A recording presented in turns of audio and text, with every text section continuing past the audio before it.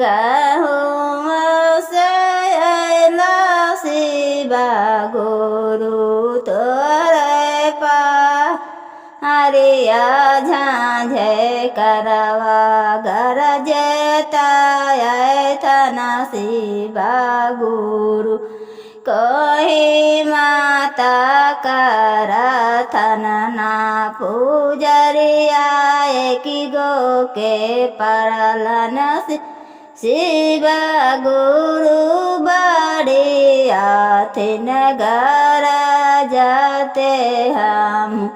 बड़ही भूखल पियासल कोई न माना करवा शिव गुरु झांझ कलर पहाड़िया उतरती ना शिव गुरु हम परति मिया पर चैया बनाइबो शिव गुरु दुनिया ने सबके चलब बनाई देबो न शिव